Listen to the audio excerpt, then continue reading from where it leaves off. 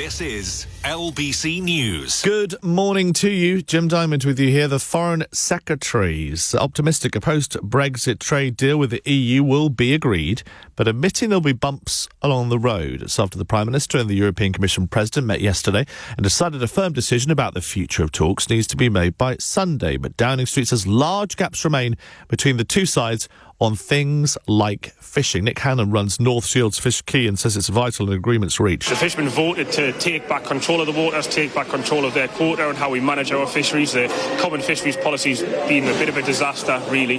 But in terms of what happens after the fish has been caught, it's really important that we retain access to the EU market. Let's speak live to David Mundy, partner at BDB Pitmans and also a parliamentary agent. Good morning to you, David.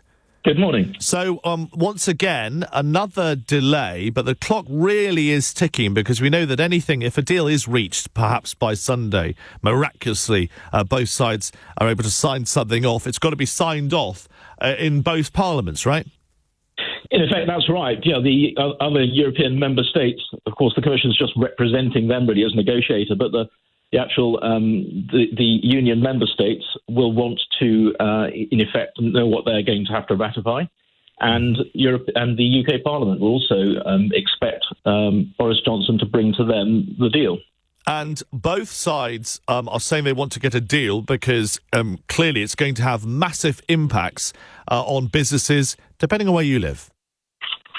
I think that's right. I mean, the major impacts, I think, immediately, if there is no deal, are going to be felt, obviously, in the Kent area around the ports, because it is inevitable. I think it is agreed that there will be border checks necessary, going both ways, and as a result, there will be problems at the big ports like Dover, Felixstowe, and that's a real potential problem for that part of the country. And it's very, very tricky because Downing Street has simply said that there are large gaps remaining between the two sides on things like fishing, and also as well things like governance.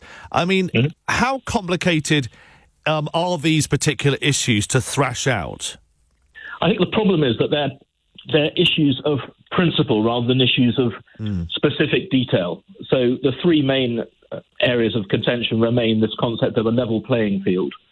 The idea that if you leave the club, as the UK has done, you can't expect the benefits of membership unless you agree to play by the club's rules still, if you like. So there's that question of the competition, state aid, the level playing field. There is the question of fish. That's been an issue in its own right, as your previous interviewee mentioned.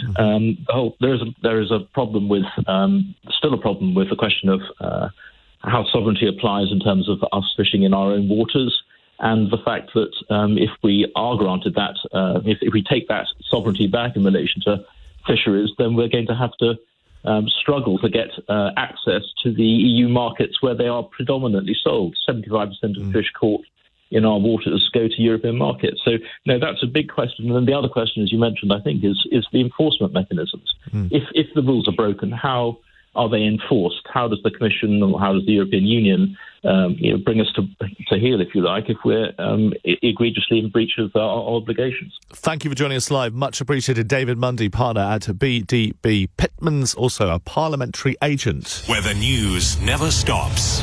LBC News.